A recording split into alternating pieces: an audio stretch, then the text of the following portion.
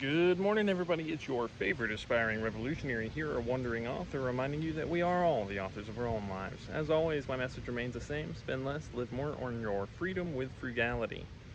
And today we're going to continue our examination of wealth and power as we saw it explained in the, or displayed during the time of the Romans. So, last time Caesar had just decided to return from his victorious Gallic campaigns, where he slaughtered Vercingetorix at the Battle of Alesia. At this point in time, he had been represented by some radical tribunes down in the city of Rome itself, and he had become the wealthiest and most powerful man in the empire over the course of his campaigns.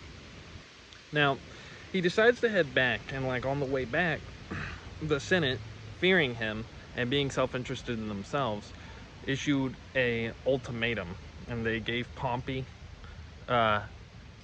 imperium sin limitatum, which was, or something along those lines. The Latin may not be totally correct. Anyways, they empowered him without bounds. Is what that's what the English translation translates to. And they did that over the head of the people. And Caesar knew. He has a famous quote that he writes in his own journal, where he says, it will be the beginning of misfortune for me, but if I cross, it will be the beginning of misfortune for all mankind. So, if he laid down his army, he knew that the Roman courts were corrupt and were going to come against him. So, in order to overcome that, he decided knowingly to throw all of the Roman people into this battle for him. Appian reports that at this point in time, he actually yells out that famous "let the die be cast" line. But Caesar took Rome without any kind of actual battle. Pompey didn't actually have an army, and they just did not expect him to totally go down there. And he pursues Pompey and his army towards the east into Pompey's Greek territory, where he left most of his army. But he was surrounded at Pharsalus and Thessaly, and he was outnumbered by roughly 50%. And if you look at it, he had the backing of the Senate. Pompey was he had a larger army.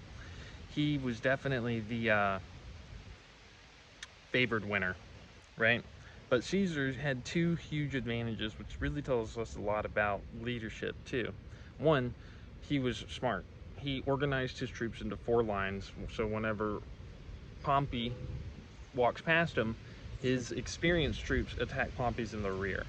Totally caught him by surprise. And then 2, he had just spent 8 years fighting with his smaller army against the Gallic people, and he had created the finest fighting force that the ancient peoples ever saw. And he was able to take them over.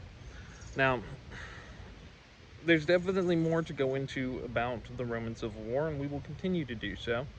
I'm having some alternator or recharging system issues with my car, so my trip up to Michigan may be delayed. I might be returning back home to visit with family for a little while after I get the car back up and running, just to make sure that it's in good shape. But we will continue our exploration of power, wealth, concentration, as well as the Great Depression, the financial system, and then we will continue talking about Stoic philosophy as well, just like we have this whole time. In an absolute worst case scenario, my car does have 170,000 miles on it. If it's totally dead, I'm just gonna have to figure out how to get back down to live with family, and I will make it up to Maine by taking the Appalachian Trail, which would be after the winter. So I would spend several months a little more stationary, but at the end of the day, I would have to work, and at some point, even if the car is not totally dead right now, it does have 170,000 miles on it.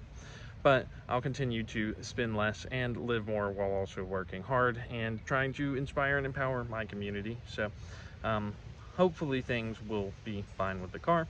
It's actually my birthday today, funny enough.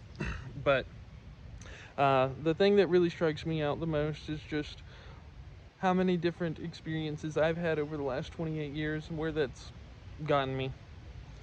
I'm definitely a lot happier with who I am right now than when I very first started this trip. I lacked a lot of confidence, and even if I can't continue up to Michigan, I still feel a lot better about where I am, and I know that creating things, whether it's YouTube videos or articles to express my own creativity, is truly the thing that has given me the most meaning in life. So I'm really happy that anybody and everybody that actually watches this stuff is watching it, and I hope that you guys continue watching it. Uh, and I'm going to continue doing my best to create inspiring and meaningful content for you guys. So hopefully we can all get something a little bit out of this.